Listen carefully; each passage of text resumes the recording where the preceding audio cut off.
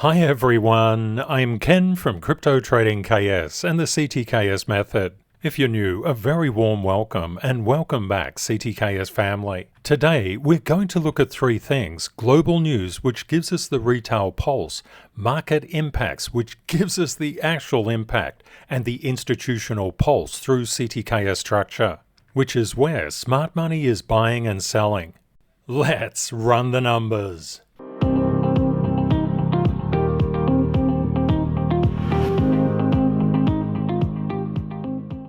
Let's start off with global news, which gives us the retail pulse. Masterclass students, keep in mind Rule 101, news reflects current sentiment. The S&P 500 has extended its advance into the fifth straight day, and core US inflation eases a fourth month, sealing a Fed rate cut. Core CPI month-on-month and CPI month-on-month came in as anticipated. Actual was the same as forecast. CPI year-on-year was slightly down.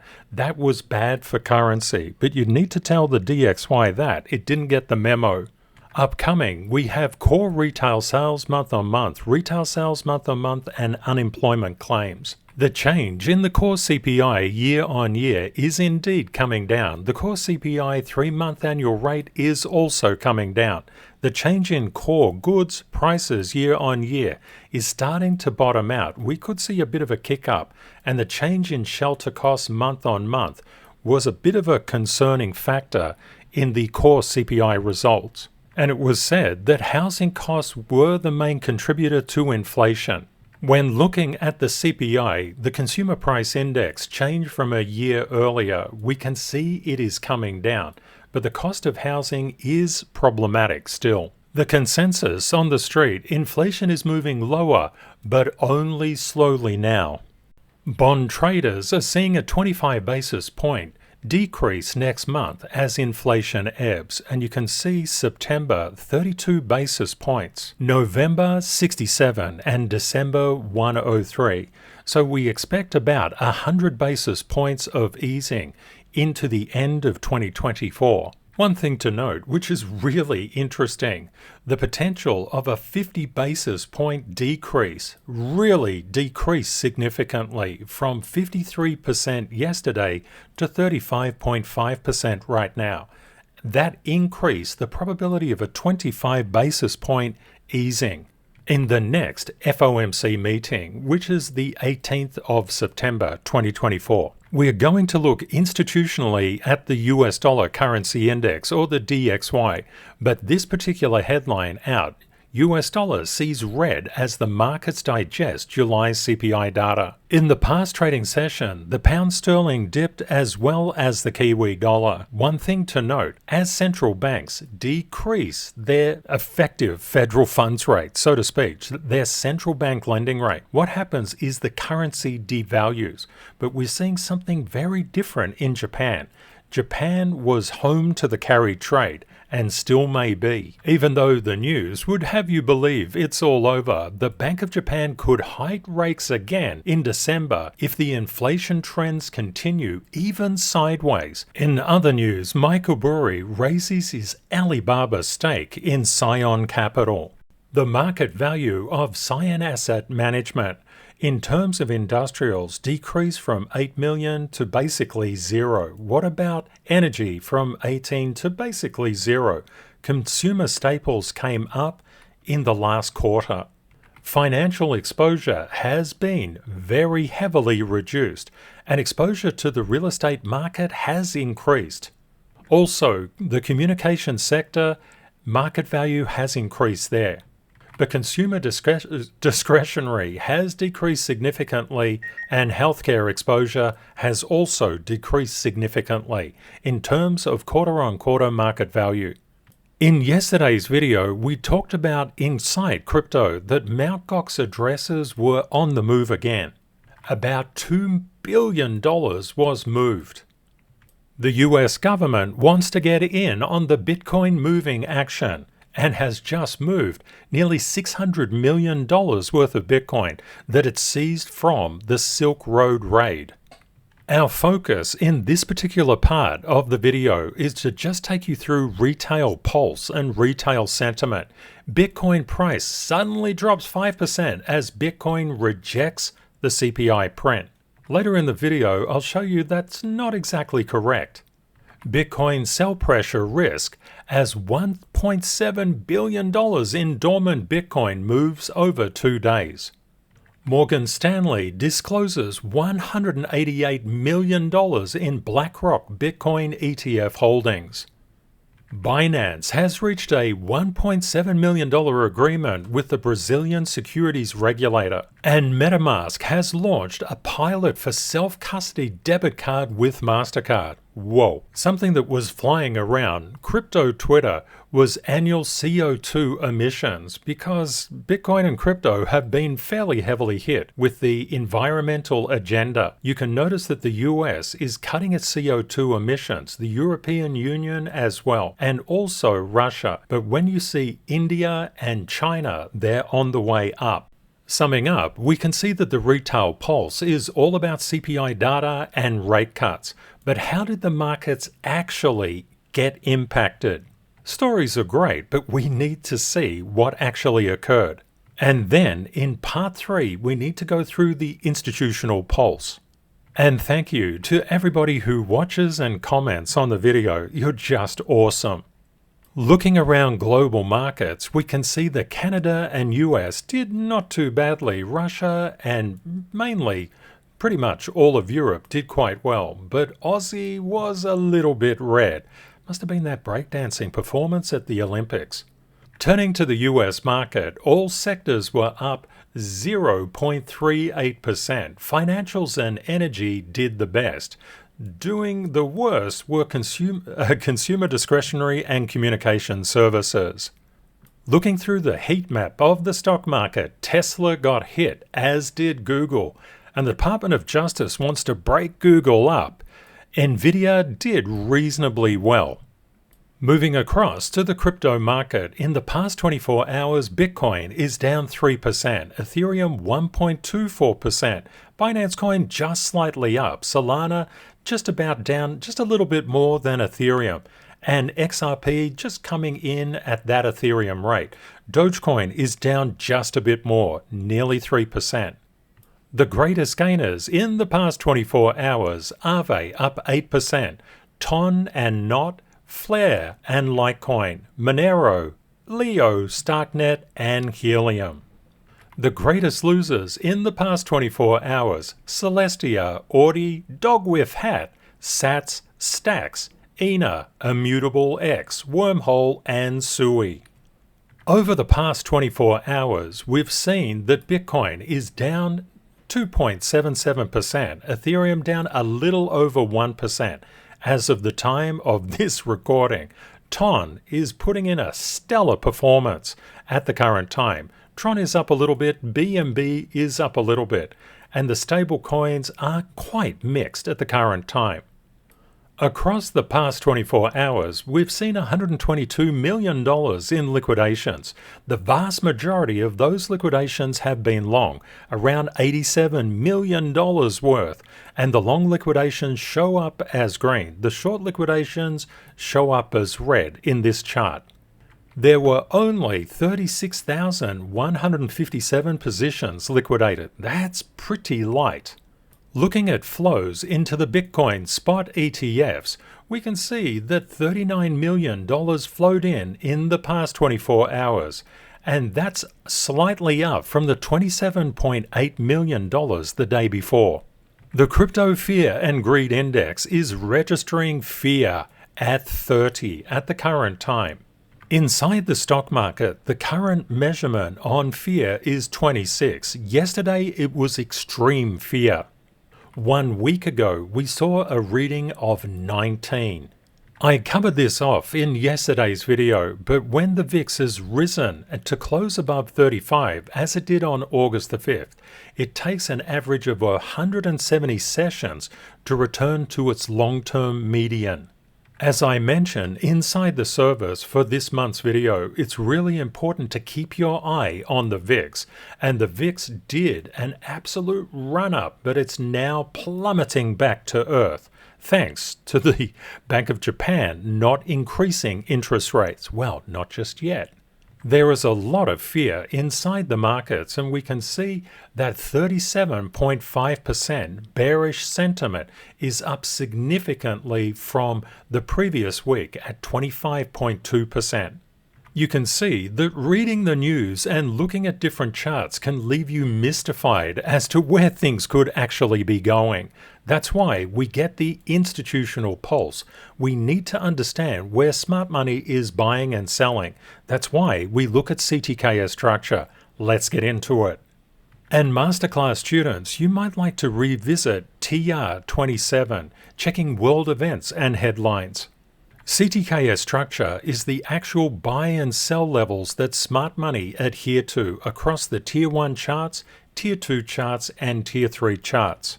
Tier 1 charts are literally the engine of financial markets globally. These Tier 1s literally control the market, but they are constrained. Another rule from inside the masterclass is Rule 217. No stock market can escape the US's gravity. Now, what does this mean? If the Nasdaq and the S&P 500 are coming down, and the Dow is coming down, and the Russell is coming down, expect global market indices to be coming down as well.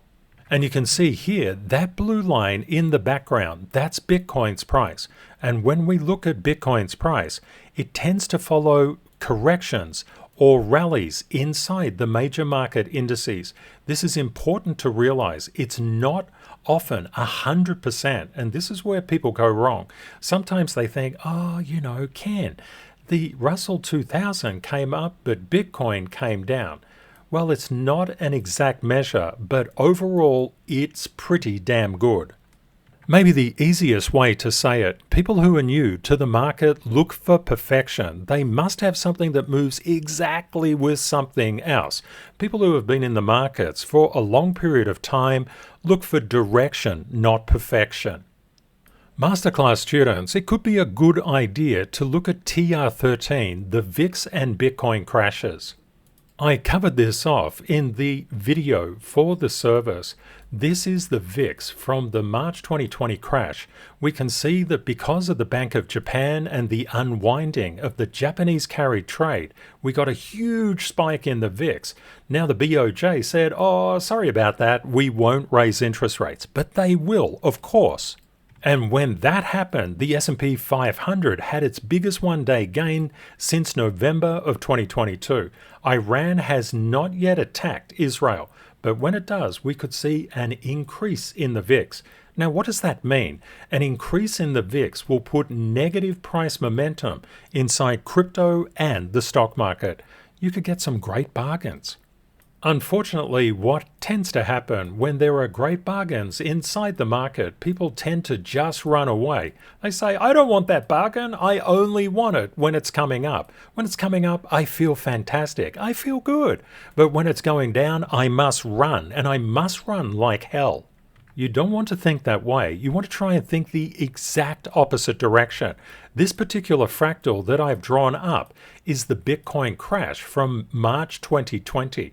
Notice the recovery. So, for example, if you had bought effectively at the $26,000 level right now, just applying this fractal, and it just improved to upwards of $66,000, would that have been a good investment? Please let me know in the comments. And if something like this happened, would you run or would you be prepared to take advantage of lower prices? Please let me know that in the comments as well. That's a really good question to ask yourself. The Masterclass Rule 225 is extremely important. Bitcoin cannot escape the stock market's gravity, and you saw that across those 4 charts. But I'm going to show you something pretty eye-opening. It's better than the news. The blue line here is Bitcoin's price action, and we can see when the CPI data came out, it was all over the place. But this is normal. This is what happens on major economic data releases. We tend to get some pretty volatile stuff occurring. Now, what happened to gold? And why is Bitcoin, which is that blue line, always the blue line? Why is Bitcoin moving with gold? Didn't we read a news headline that gold was about to break out? Oh, that is in yesterday's video. Don't forget, Section 1 News, Global News, Retail Pulse is a real license to lose money. And if you're here watching this right now, just pop in the comments part 3, or literally the number 3. That means you've made it here. That means that you're going to have an edge across virtually 95% of people. One very important rule from the masterclass is Rule 45. No altcoin can escape Bitcoin's gravity. Well, let's prove that out. When Bitcoin is moving up, we anticipate that the alts are going to move up with it. If Bitcoin is moving down, we anticipate the alts will come down. Bitcoin, those candlesticks under there, they're pretty hard to see, but you can see them, all of those red things under there. When Bitcoin moves down, expect the crypto market to move down with it. When Bitcoin improves, expect the crypto market to improve. And when Bitcoin goes flat and doesn't know what it's doing, hey, guess what? The market's going to be pretty flat. We can see just currently, Aave is one of the greatest gainers as well as not. And leading up the back of the pack is that dog with the hat and TIA. I call this the upper bank and the lower bank, and right smack bang here is Bitcoin. Masterclass students looking at TM21 and TM22 are really good when it comes to identifying groups. And of course, you can use BTC alt gearing, which is absolutely fabulous. We literally know that no alt can escape Bitcoin's gravity, but when we look at specific ecosystems, we can see high is good on the Ethereum ecosystem. RWA's real-world assets are coming down. Solana again has high, and Luna C. Luna C does some pretty damn interesting things when the crypto market retraces, so please be aware of that. Not in terms of gaming, just pulled the retail market in and then faded them. Inside the service, we can see Litecoin is doing the best, followed by BNB. Bitcoin Cash and Doge are doing the worst. When it comes to AI and big data, they're still coming down. Distributed computing and file storage are coming down, but Flux is on the top. When it comes to memes, SHIB and Pepe are doing well. Pepe has so much volume in it. When we turn towards the wallets, we can see Safe has undergone a bit of a headache. It's really way down, and KDA is way up. In DeFi, Aave is doing quite well. In DePIN, IO is doing not too badly. Binance Labs, Luna C is going lunaticking away. MX in the centralized exchanges and in the DEXs, CRV is doing the best. In the Bitcoin ecosystem, Qtum is very cute, and Audi is totally not cute at all. And inside the layer 2, Starknet and Matic are going for it. As you saw, inside gaming not just went absolutely ballistic up and then just faded it. That's why you need three-dimensional risk management. You need to have a down position, a neutral position, and an up position. Now, what do I mean by that? When you're going long at spot, don't assume that you bought the bottom, because in all probability, you have not. And in fact, many people are called in because of extreme green price action. They get zombied. And when they get zombied into the market, the institutions say, thank you very much, and they drive the price down. So having this three-dimensional outlook on the market at all times, holding three positions inside your mind. What do I do if this thing goes down and tanks? What do I do if it goes neutral? Or what if I do if it goes up? Markets are always in a state of flux, and they're always going down and then coming up and going down and coming up and going down and coming up. You get the idea. And we've seen a bit of an improvement in US liquidity, and that's important because US liquidity is very stable. And we might say that it's not stable, but when you get to global liquidity, China tends to insert liquidity in a crazy manner. If you know what I mean, please just comment on that. A lot of people don't know that. When the VIX is retracing, the inverted VIX is coming up, and the inverse VIX can give you a really good understanding if prices are recovering or if they're coming down. So we need to keep our eyes on that. And as a professional, you want to keep a very wide radar. No matter what the markets are doing, we buy on red and sell on green. We can do so in an up market. We can do so in a choppy sideways market. And we can go long at spot in a down market. And many fortunes have been made in down markets. It's time to see where institutions are buying and selling. When we looked at price yesterday, we had those A, B, C, D areas. We knew that there was strong resistance at A and strong support at D. What transpired in the next 24 hours? It doesn't surprise us at all that that A level was hit and got rejected. And where did we end up? We were talking about, is it going to end on A or B or C or D? And where do we come down to? Effectively D. Now, the current price is 58,920. Let's put those A, B, and C and D together now. For Bitcoin, where do you think it's going? Do you think it's coming back up to B or to A? Going to consolidate around C or going to head lower towards D? Please let me know your letter or letters in the comments. And always remember, it's not about if you're right or wrong, because who can tell? You could be in a time zone that's perfectly attuned to what you say. But our community is not about saying what's right or wrong. It's just about learning. Yesterday, we were looking at the NASDAQ and we were about here with the NASDAQ, and you can see that 17,140 level as also the 17,088 level have proven to be very important structure that held price. So we did have some real volatility around the release of the CPI, and things are starting to improve. But always keep in mind, where are these smart money levels? If we start to get above 17,215, we could bolt up to 17,345 very quickly. And you can get these structural levels from the indicators at CTKSMethod.org. It will save you a huge amount of time. Let's look at the S&P 500. We can see it's got a very different structure.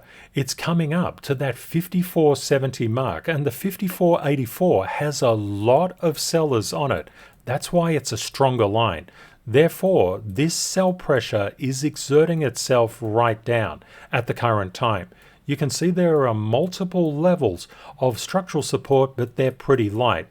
There's also a level of structural support at 5406. If the bears get their way, they will seek to push it first below that 5437, and they'll encounter structural support at 5406. So just be aware where the structural levels are for buying and selling. The bulls will seek to push it up to 5470 and 5484. We would expect some degree of consolidation around here because they are quite strong levels. Yesterday, when we looked at the DXY, it was looking like this. Okay, what does it look like right now? Yesterday, the basic reading was about there. That's why I popped an exclamation mark there. Now we're right here. Now, what does this mean? There is a substantial level of structural support. And a lot of people said, oh, the DXY just melted down. Really? It didn't melt down at all. It found structural support and it's rebounded above that structural support right now. The bearish case for the DXY is to make an underside retest of 102.55 and to push down to the 102.300. But if we start to come up, we've got a few levels of structural resistance to get through, and then it's fairly light. all the way up to just above 102,900. So just keep these levels in mind. If the DXY starts to spike up, you know that that's going to put pressure on gold and silver, and in all probability the US 2 and the US 10 is coming with it. So we would expect negative price momentum inside the crypto market and the stock market. But if we start to come down and underside retest and move downwards, we would expect a rally inside crypto as well as the stock market. Yesterday, we looked at the US 10-year yield and it was right here. When you understand how to apply level 1 and level 2 standard certification, all of this makes a great degree of sense. That exclamation mark was the closing out. Well, it was basically where we were yesterday. This exclamation, where we are right now. And we can see that the yield, the US 10-year yield, had a substantial amount of overhead structural resistance. It literally got up to it and said, oh my goodness, that's a headache. I need to rest. And note that it's coming down and getting supported by these levels at the current time. Even though the price is above it, these levels have been strong. So this is something to bear in mind. Remember what was happening in yesterday's video. The percentage probability of a 50 basis point decrease in the federal funds rate was quite high. It's since collapsed, and that's exactly why this is pushing up. Keeping in mind what's happening to the Tier 1 charts is vitally important. The US 2-year yield looked like this yesterday. What does it look like right now? When you understand structural levels and structural behavior, you'll start to see what we know as long-termers in the CTKS family. If you can't get above a structural level, you're going down to lower structure. And if you can get above, you're going to the next one. We can see that this particular one at 4.01% was a very important structural support level until it broke. It came down, underside retested, and then had a negative fresh air gap and came down to structural support here. Over the long term, you will see these structural levels playing in time and time again. Now, what does this big spike mean? It means that the US 2-year yield actually wants to go up, but it was crushed. It was crushed down. And when it came back for a retest, it only literally retested the 3.99% level. And what did that mean? It meant that if it can't get above, it's going to the ones below. And that's exactly what happened. If we get a break up in terms of structure or a break down in terms of structure, we have a rough indication as to where the particular chart can go. And we want the US 2-year yield to come down. Remember what happened as the US 2-year just went nuts. It decayed the price of gold and Bitcoin as well. And it pulled up the DXY. Total crypto market cap is wildly important to understand. Yesterday we were just here. Now we're just down there. You can see these structural levels, they bound price. If you're getting above, expect to go to the next one. If you can't confirm as a support level, which means it doesn't get above and make a higher high. If you can't do that, if they're making lower lows, and especially if they slice through, they may need multiple structural support levels to capture price. So we're always in the very powerful position of knowing where price can get rebounded from. The bears will be seeking to take us down to that $2 trillion mark, and the bulls need to get above 2.053 trillion to just make a bullish case, and then above 2.076 trillion to make its way upwards. You can see everything is structurally bound. The purpose of the CTKS method is to take you from fear into confidence and allow you to profit in any market condition. The before is quite normal. People listen to the news, they get addicted to just stories, and story-based analysis doesn't tell you anything. CTKS structure tells you everything, and understanding how the charts are intercorrelated and interdependent is a literal game changer. If you go to CTKSMethod.org, you can pick up the cheat sheet absolutely free of charge, which helps you to understand the market's true pulse. As many say, you don't want to be sheeple, people. You want to be independent. You want to be like an eagle. To gain mastery over financial markets, you must understand the structure of what you're looking at, and also understand the interdependence and intercorrelation across the Tier 1, 2, and 3 charts. And you can literally get all the structural levels from CTKSMethod.org. I'd suggest you pop across there. It'll be the best thing that you ever do.